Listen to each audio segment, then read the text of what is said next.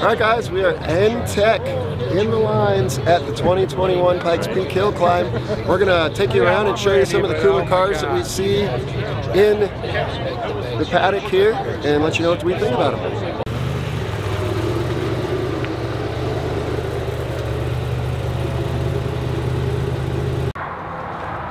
Alright, Tim and I are going to go over to the Bacon Burger BMW and show you guys what we see on that. So, when you're looking at James's BMW, one of the first things you're going to notice is that it has an absolute crazy aero package on it. It's really, really neat. They've spent a lot of time developing it. A lot of cool ideas.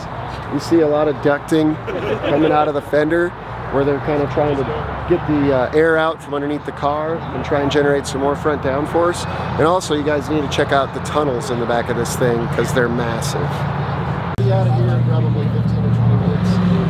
So these rear tunnels, they're actually starting ahead of the rear axle, which is really good. You can see how much difference in volume there is from the front of the tunnel to the rear, so you get this big expansion in a really big negative pressure area that drives the downforce.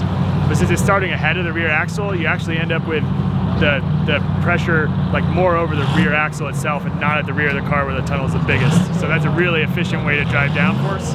And since it's actually kicking up in the back here, the air coming up here is going to pull the air from the wing and actually make the wing work more effectively as well. So that's a really good design. So on the front of the car, you'll notice a couple really cool details. It's got a V-mount radiator setup that's really interesting. And it's also got a really aggressive front splitter design. They're really trying to fence it off and direct air and high pressure pockets and then get a little bit of downforce out of the, I guess you'd still call them canards? Would you call those canards still? Or? Yeah, it's almost maybe? Like a flick. Yeah. So my only thing is, this design looks like it might have a little bit of drag, but we don't know. But it's definitely super cool looking, and it looks like it will certainly make some downforce. But show them some detail shots of the V-mount. It's pretty neat. Killer boots, man. Ooh, killer. Ooh.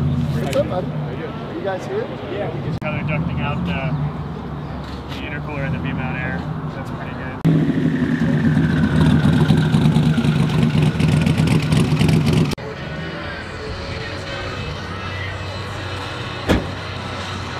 Should we show? We're walking through the pit lane and we saw a really bitchin' looking Cadillac. So we're gonna walk around that and see some of the cool details. It's definitely got an aggressive diffuser on it. So check it out. Mike, right? A lot of Cadillac pits. I've never seen another one. Especially racing. Man, on the internet was really pissed when I started cutting it up. Really? Why? It's cooler. I agree. What class are you in? Oh, sweet. You mind if you're on our video? We're kind of doing a quick. So right away I see they're doing what they can to keep the temperature down on the post intercooler air with some heat shielding on the inlet pipes there. So that's a good thing. LS2 base, aluminum block. The only thing that worries me really is the air filters are a little small and it's sucking hot air, but I'm sure they have a plan for that going forward. McLeod clutch. UVP built manifold, up pipe. A lot of the chassis is down cut pipe. away. Yeah, it looks very Corvette. Yeah. They've done a lot of work. Oh, that's that one? Then once the cage was done, we had Rob over at Chair Slayer. Yeah. Yeah, so he did the cage in it. Oh, cool. Yeah, so we did a full 3D scan on it, and then we installed it. But yeah, Rob's really good buddies with Tommy. That's amazing. Like what he's doing with that. I'll never use a tape measure again on a cage. I'm like, nah, just go over here and scan it. Yeah, we bought the car and then took a little bit of time for that. So I think like in February, early February, that's when we got it actually caged. Yeah. And then just waiting on parts, man. Parts been an absolute bane of my existence. Everybody's ready. Oh, I know. It's the time we live in. It's hard to get parts. So hard. Like, the clutch was backward, like everything was. Why an XLR platform? Cole is definitely down for his racing number. I am certainly in support of side exhaust on all things. I think side exhaust is awesome. Sometimes it's not technically the best idea, but there's just something cool to me about side exhaust. So definitely dig that. I like the cutaway for the venting of the front tires. That's huge for aero, and they've got a lot of smooth area coming off the tire and a lot of side skirts. So you can tell they're really trying on the aero, doing a lot of good work there. So no matter what your home's really looks like, you know exactly where it is and how to get your family into the house you've been dreaming of. So they're running a G30 series Garrett turbos. They're running 9 pounds of boost, so this car should be really drivable. The boost should come in really quick, right on, like really good throttle response. Looks like they're running Haltech engine management to control everything, so it looks like a good, clean package. So I'm Mike. Two-sold. I've got the Camaro. Definitely. And this is my friend Tim. Nice to meet you. Cool. So I guess what engine is in this thing? This is a Nissan, like out of a 350Z, so VQ35. It's twin turboed. Awesome. A lot of fun. Do you run like a lot of boost on it, or what? We tend to get up there. Probably mid-20s is max. So. Cool. Yeah. So it looks really light, does it? You know, it's a little bit deceiving because I could be a little bit lighter. The open wheel class does have a weight limit, but I'm like a couple 100 pounds over. So right around 1900. Yeah. Ooh, so heavy. 1900 I know. Our open wheel guys are. We're like 3,300 pounds. Our car's a big behemoth. So yeah, these things are super cool with how light they are. So you're in unlimited class, I guess, obviously. Actually, open wheel has its own class. Oh, is it just open wheel? Yeah. Okay. So there's only like 5 of us. Really? It's usually a lot bigger, but yeah, I mean, this is the longest standing class for Pikes Peak, so that's kind of where my heart is. Yeah, well, and it's really neat. The cars are just built for racing. You can do anything, yeah, exactly. So do you run it ever other than at the hill climb, or? There's other hill climbs. We try to find asphalt ones, which is really, you got to go far out east to Mount Washington. Did that in 2017. Signed up for this year as well. Oh, cool. And then we just finished a month and a half ago down in Arizona. There's one at the Clifton Hill Climb. Oh, neat. And yeah, won that one. It was a pretty good event. That's a good tune-up for something like this. Yeah. Hey, we need to think about that. Yeah. Like maybe we should do other hill climbs. Yeah. Who'd have thought? The seat time, is really valuable because where else can you do these? You know, especially the highway roads. Clifton has a really bumpy and windy road, so it does. It's very analogous to this one. Yeah, it's not a road course. It has got a lot of rubber on it and all that stuff. So. That's cool. So it looks like they're running a turbo package. I mean, this is a V6, so they're smaller than what typically people are running on the turbo V8s. But they've got the turbos right here, right off the engine for quick spool, and they're relatively small. So they're running mid-20 PSI range of boost. So they're still generating a lot of boost for how small they are, but that makes it really drivable. And I can see they have the intercooler on the top there. They're scooping the fresh air through the intercooler to keep the temps down.